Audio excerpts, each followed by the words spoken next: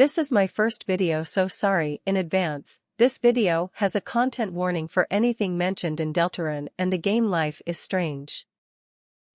The statement or question on the Steam page of Deltarune about the number of endings that Deltarune will have leads some to believe that there will only be one ending in Deltarune, or at least that Toby wants us to believe that there will only be one ending. While many people argue that this is a red herring, I think that there is a real possibility that Deltarune could only have one ending.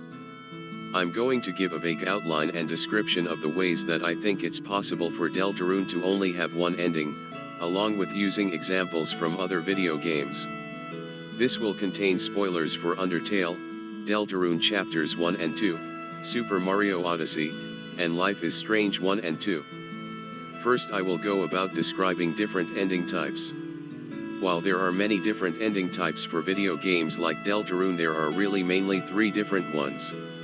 The first being that there will be a singular static ending, the second being one ending that is related to actions and choices being made but is still a singular ending, and the third being that choices can be made but are disregarded by the game early on with a fairly static ending, and the fourth would be multiple block endings. The first type of ending would be the ending that you would most commonly see in games like Super Mario Odyssey. While there are certain small choices and options to be made within the game, there will only be one ending, and this ending requires you to go through a story that doesn't change depending on your actions. In Mario Odyssey specifically, you can make different choices about the order of the places you go, but ultimately you need to go to all of them to continue the story, which ends with one ending. This type of ending in game is good for when a story is trying to be told but there is not a lot of wiggle room in the decisions that lead to the ultimate end. This seems unlikely to be what Deltarune is aiming for, as we have already seen some changes that have affected our story so far. The second type of ending is similar to the ending in the first Life is Strange game. While the first Life is Strange game has two ultimate endings, it is made apparent at the end that these endings start occurring at the very beginning of the game. These endings aren't necessarily something you're leading up to, because they're going to happen no matter what as long as you play the game. Endings like this also make it so that your choices don't matter. Throughout the game there are multiple different things you can do that will largely change the episodes that occur afterward. This continues through the entire game, but once you reach the end none of that matters. You can save a girl named Kate from dying, but in the endings, you can either 1. Go back in time to never have done any of the stuff you did during the game, or 2. You can destroy the town allowing Kate to die, thus making your decision to save her or not save her mood. This shows that a game can allow you to make different choices that change the story but still have one, or in Life is Strange, 2, endings. When people make theories about Deltarune, this is the type of ending they have so far allowed themselves to theorize in. Theories about a time loop or the entire world being destroyed follow this outline. The third type of ending is very similar to the second type of ending, but with the addition that the main points of every chapter will be the same no matter what was done beforehand. I mentioned previously that in Life is Strange you can save Kate or not save her, but the ending will make it not matter no matter what. But in the chapter following her attempt at taking her own life, if you save her, you can go and visit her and speak to her in the hospital, while if you let her die you do not have that chance. This shows a separation of allowing your choices to matter within the game even if they don't at the end of the game. The third type of ending will allow choices to be made, even drastic ones, but will have the game mechanics even things out so that the story stays majorly the same. Take for example Bradley at the end of the Weird Route.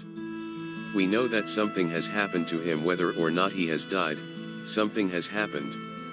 If these actions led to Bradley being put in the hospital, the game could even this out by making something happen to Bradley outside of our control in between the last time we saw him and the next time we see him, which also puts him in the hospital during a normal route. This would make it so that we still have the ability to choose whether to hurt him or not, but ultimately the choice of him being in the hospital is not up to us and is something that will happen regardless.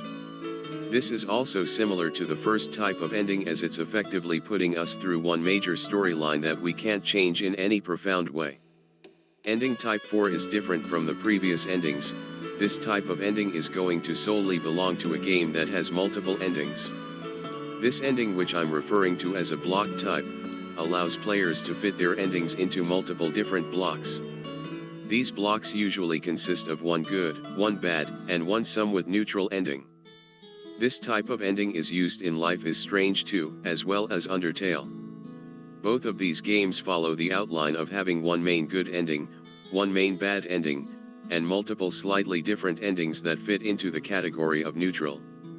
Without the statement on the Steam page, this would be the ending that I would automatically assume Deltarune would have. It fits the theme that we have experienced, especially during the second chapter with its new addition of an alternate route. If the statement on the Steam page ends up being a red herring or otherwise just some sort of diversion, then I believe that this would be the type of ending that Deltarune would have. It's also important to point out that in an ending like the second type of ending, intent could play a major part. The ending could lead up to having to do one singular thing but for either a good reason or a bad reason, thus making them the same ending but with two different ultimate intentions. My belief of the likelihood of each of these types of endings depends on how the game plays out further.